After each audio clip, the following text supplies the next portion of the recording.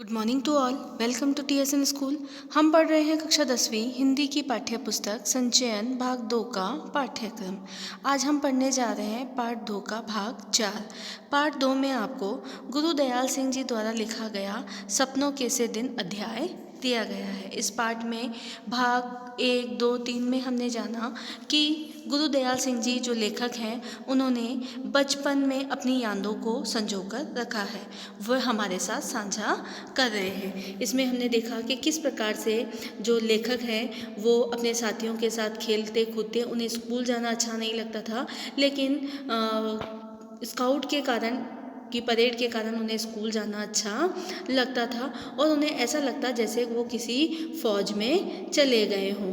इस प्रकार से उन्हें स्कूल जाना अच्छा लगता। उनके जो PT मास्टर थे वह भी उन्हें स्काउट करते समय शाबाशी दिया करते थे। अब हम आगे बढ़ते हैं। मास्टर प्रीतमचंद से डरना तो स्वाभाविक था। मतलब जो PT मास्टर हैं उनसे डरना स्वाभाविक था। क्यों? क्योंकि उनका जो स्वभाव था वो बहुत ही डरावना था। ना तो वो हंसते थे और ना ही मुस्कुराते थे। उनका शरीर गठीला था लेकिन बहुत हष्ट-पुष्ट था और कद में थोड़े ठीगने थे, लेकिन उनकी जो आंखें थे वो बहुत डरावनी थी, तेज थी और खाकी वर्दी पहने, चमड़े के बूट पहने वो उनकी जो एड़ियों की ठक ठक की आवाज़ थी वो बच्चों को डराती थी। मास्टर प्रीतमचंद से हमारा डरना तो स्वाभाविक था, परंतु हम उनसे नफरत भी करते थे। क्यों करते थे? क्योंकि वो सब बच्चों की पिटाई करते थे। कारण तो उसका मारपीट था। हम सभी को वह दिन नहीं भूल पाया जिस दिन वह हमें चौथी श्रेणी में फ़ारसी पढ़ाने लगे थे। मतलब जो लेखक हैं और उनके जो साथी हैं वह सभी उस दिन को नहीं भूल पाएंगे जब चौथी श्रेणी में, मैंने चौथी क्लास में जो मास्टर प्रीतमचंद हैं वो उन्हें क्या पढ़ाते थे? फ़ारसी पढ़ाने लगे थे। हमें उर्दू को तो तीसरी श्रेणी में अच्छा अभ्यास हो गया था, परंतु फ़ारसी तो अंग्रेजी से भी मुश्किल थी। अभी हमें पढ़ते एक सप्ताह भी ना हुआ होगा कि प्रीतमचंद ने हमें एक शब्द रूप याद करने को कहा और आदेश दिया कि कल इसी घंटी में ज़बानी सुनेंगे। मतलब आज हमें याद करने के लिए कहा और बोला कि कल इसी क्लास में आपसे ये मौखिक रूप से सुना जाएगा। हम सभी घर लौटकर देर तक उसी शब्द रूप को बार बार याद करते रहे, परंतु केवल 2-3 ही लड़के थे जिन्हें आधी या कुछ अधिक शब्द रूप याद हो पाए। दूसरे दिन बारी बारी सबको सुनाने के लिए कहा तो एक भी लड़का ना सुना पाया। तभी मास्टर जी गुर्राए, सभी कान पकड़ो। मतलब अगर किसी भी बच्चे ने मास्टर जी को वो शब्द रूप नहीं सुनाए तो प्रीतमचंद जी को गुस्सा आ गया, क्योंकि वो पहले से ही गुस्से वाले तो थे ही, और जब बच्चों ने उनको अपनी क्लास में कुछ भी नहीं सुनाया तो वो गुस्से से लाल पीले हो गए और सबको सज़ा सुना दी कि सबको कान पकड़ने हैं। हमने झुककर टांगों के पीछे से बाहें निकालकर कान पकड़े तो वह गुस्से से चीखे, पीठ ऊंची करो। पीठ ऊंची करके कान पकड़ने से 3-4 मिनट में ही टांगे में जलन होने लगती है। लेखक बता रहे हैं कि अगर पीठ ऊंची कर लें तो टांगों में जलन होने लगती। मेरे जैसे कमज़ोर तो टांगों के थकने से कान पकड़े हुए ही गिर पड़ते हैं। जो लेखक हैं वो बता रहे हैं कि मैं बचपन में इतना कमज़ोर था कि अगर इतनी देर तक कान पकड़े रहूँगा तो गिर पड़ूँगा। जब तक मेरी और हरबंस की बारी आई तब तक हेडमास्टर जी अपने दफ्तर में आ चुके थे। मतलब लेखक बता रहे हैं कि मेरे और मेरे साथी की बारी आई कान पकड़ने की, तब तक हेडमास्टर जी कहाँ आ गए थे? अपने दफ्तर में। हेडमास्टर जी कैसे थे? प्रीतमचंद जी के स्वभाव से बिल्कुल विपरीत स्वभाव के थे। वो बच्चों को सज़ा नहीं देते थे और 1-2 उंगली से थप्पड़ भी लगाते तो ऐसे लगाते जैसे कोई नमकीन की पपड़ी उनके गालों पर लगी हो। बच्चों को मार खाने से भी हंसी आ जाया करती थी। जब हमें सज़ा दी जा रही थी तो उसके कुछ समय पहले ही शर्मा जी स्कूल की पूरब की ओर बने सरकारी अस्पताल में डॉक्टर कपलाश से मिलने गए थे। मतलब जब उनको सज़ा दी जा रही थी तब जो हेडमास्टर साहब हैं वो स्कूल में नहीं थे, कहीं सरकारी अस्पताल में गए थे। वह दफ्तर के सामने की ओर चले आए। आते ही जो कुछ उन्होंने देखा वह सहन नहीं कर पाए।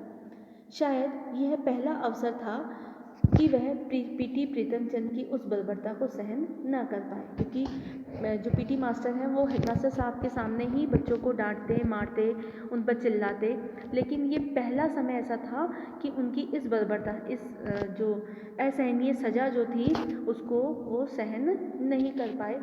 बहुत उत्तेजित हो गए, बहुत उत्तेजित मतलब बहुत गुस्से से हो गए, और बोला, what are you doing? It is the way to punish the student of 4th class, stop it at once. क्या कह रहे हैं कि ये तुम क्या कर रहे हो? 4th क्लास के बच्चों को ऐसी सज़ा दी जाती है, अभी इसे बंद कर दो, फ़ौरन इसे बंद कर दो। हमें तब अंग्रेजी नहीं आती थी। जो गुरुदयाल सिंह जी हैं, जो लेखक हैं, वो कह रहे हैं कि उस समय 4th क्लास के बच्चों को अंग्रेजी नहीं आती थी, क्योंकि उस समय 5वीं श्रेणी से अंग्रेजी पढ़ानी शुरू की जाती थी। परंतु हमारे स्कूल के 7वीं 8वीं श्रेणी के लड़कों ने बताया कि शर्मा जी ने कहा है, क्या करते हैं? क्या 4थी श्रेणी को सज़ा देने का यह ढंग है? इसे फ़ौरन बंद करो। मतलब गुस्से से वो प्रीतम चंद को ये बात बोल रहे थे कि 4th क्लास के बच्चों को ऐसी सज़ा नहीं दी जाती है, इस सज़ा को अभी का अभी ख़त्म कर दो, बंद कर दो। शर्मा जी गुस्से से कांपते हुए बरामदे से ही अपने दफ्तर में चले गए थे। उनको गुस्सा आ रहा था क्योंकि छोटे बच्चों को इस तरह की सज़ा दी जा रही थी, तो वो अपने कमरे में चले गए और कहा कि ऐसे छोटे बच्चों को इस तरह की सज़ा नहीं दी जाती है। फिर जब प्रीतम चंद कई दिन स्कूल नहीं आए तो यह बात सभी मास्टरों की जुबान पर थी कि हेडमास्टर शर्मा जी ने उन्हें मुअत्तल करके अपनी ओर से आदेश लिखकर मंजूरी के लिए हमारी रियासत की राजधानी नाभा भेज दिया। मुअत्तल का मतलब निलंबित कर देना, सस्पेंड कर देना, कि जो हेडमास्टर साहब हैं उन्होंने प्रीतम चंद जी को सस्पेंड कर दिया है, अपना आदेश लिखकर सर, लेकिन उसकी मंजूरी के लिए रियासत की राजधानी नाभा भेज दिया है। वहाँ हरजी लाल नाम के महकमाए तालीम के डायरेक्टर थे, जिनसे ऐसे आदेश की मंजूरी आवश्यक थी।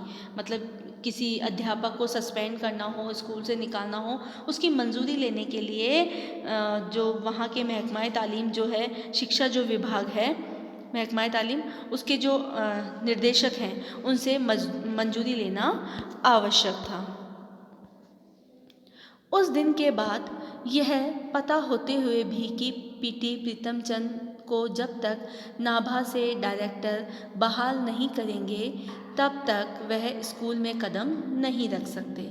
मतलब अब ये पता चल गया था कि जब तक जो शिक्षा विभाग के जो डायरेक्टर हैं वहाँ से अगर कोई ऑर्डर आदेश नहीं आता है तब तक प्रीतम चंद स्कूल में कदम नहीं रखेंगे।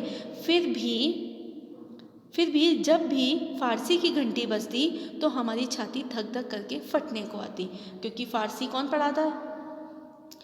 जो प्रीतम चंद है, मास्टर प्रीतम चंद, वो पढ़ाते थे। तो जैसे ही फ़ारसी की घंटी बजती, उनका पीरियड आता, क्लास आती, तो हमारी छाती धक धक करने लगती। परंतु जब तक शर्मा जी स्वयं या मास्टर नौरिया राम जी कमरे में फ़ारसी पढ़ाने ना आ जाते, हमारे चेहरे मुरझाए रहते। हमें ये लगता कि कहीं इस क्लास में प्रीतम चंद जी, मास्टर प्रीतम चंद ना आ जाए। लेकिन जब या तो स्वयं हेडमास्टर साहब स्वयं आते या फिर मास्टर नौहरिया राम जी आते, तो वो जब तक नहीं आते तब तक हमारे चेहरे उदास और मुरझाए हुए रहते। फिर कई सप्ताह तक पीटी मास्टर स्कूल नहीं आए। पता चला कि बाज़ार में एक दुकान के ऊपर उन्होंने जो छोटी छोटी खिड़कियों वाला चौबारा किराए पे ले रखा है, वहीं आराम से रह रहे हैं। चौबारा मतलब चारों ओर से खिड़कियां हैं और बीच में बरामदा है, उस तरह का कमरा उन्होंने किराए पे ले रखा है और वहाँ पर आराम से रह रहे हैं। कुछ 7वीं 8वीं के विद्यार्थी हमें बताया करते थे कि उन्हें मुअत्तल होने की रत्ती भर भी चिंता नहीं है। रत्ती भर मतलब जरा सी भी उन्हें चिंता नहीं है। पहले की तरह ही आराम से पिंजरों में रखे 2 तोतों को दिन में कई बार भिगोकर रखे बादामों की गिरियों का छिलका उतारकर उन्हें खिलाते, उनसे बातें करते रहते हैं। अब जो विद्यार्थी हैं जो वहाँ पर काम किया करते थे, बच्चे जो अध्यापक का काम किया करते, वो बताते हैं कि उन्हें बिल्कुल भी परवाह नहीं है कि उन्हें निलंबित या सस्पेंड कर दिया गया है। वह तो अपने पिंजरे में रखे तोतों को भिगोए हुए बादाम खिलाते हैं। उनके वे तोते हमें भी कई बार देखे हैं। क्या कह रहे हैं लेखक के उनके जो तोते हैं उन्हें हमने भी कई बार देखे हैं। हम उन बड़े लड़कों के साथ उनके चौबारे में गए थे जो लड़के पीटी मास्टर के आदेश पर उनके घर का काम करने जाया करते थे। परंतु हमारे लिए चमत्कार ही था कि जो प्रीतम चंद बिल्ला मार मार कर हमारी चमड़ी तक उधेड़ देते, बिल्ला मतलब डंडा मार मार कर हमारी चमड़ी तक उधेड़ देते, वह अपने तोतों से मीठी मीठी बातें कैसे कर लेते। चमत्कार मतलब हमारे लिए एक चमत्कार ही था, मतलब ऐसा था, मतलब एक चौंकाने वाली बात थी कि जो व्यक्ति बच्चों को डंडा मार मार कर उनकी चमड़ी उधेड़ देता है वो व्यक्ति तोतों से मीठी मीठी बातें कैसे कर लेते हैं। क्या तोतों को उनकी दहकती भूरी आंखों से भय न लगता। जो लेखक है वो कह रहे हैं कि क्या तोतों को भी उनकी जो भूरी आंखें हैं उनसे डर नहीं लगता है। हमारी समझ में ऐसी बातें तब नहीं आ पाती थी, बस एक तरह इन्हें अलौकिक ही मानते थे। जो लेखक है वो कह रहे हैं कि बचपन में मुझे ये सारी बातें समझ में नहीं आती थी। लेखक ने इस अध्याय को यहीं समाप्त करते हुए अपनी बचपन की छोटी छोटी यादों को हमारे साथ साझा किया है। जैसे वो बचपन में किस तरह से खेला करते थे, उन्हें अपने घर से नानी के घर जाना अच्छा लगता था, वहाँ पे नानी के हाथ से अलग अलग प्रकार के पकवान खाना, तालाब में नहाना अच्छा लगता था, और कैसे वे अध्यापक से डरा करते थे। स्कूल जाना उन्हें नापसंद था, लेकिन किसी कारण से जैसे स्काउटिंग करना उन्हें अच्छा लगता, और अबाउट टर्न, लेफ्ट टर्न और बूटों की जो आवाज़ थी, अच्छी साफ़ सुथरी वर्दी पहनना, ये सारी चीज़ें उन्हें अच्छी लगती थी। लेकिन जो स्कूल के रास्ते में जो पेड़ फूलों की जो गंध थी वो उन्हें अच्छी लगती थी। और बच्चों के साथ खेलना अच्छा लगता था, और कभी कभी मास्टरों से डर भी लगता था। और एक क्लास से दूसरी श्रेणी में आने पर एक जो उत्साह उनमें जो दूसरे बच्चों में होता है वैसा उत्साह उनमें नहीं था। फिर भी वह 7वीं क्लास तक पढ़ पाए। धन्यवाद।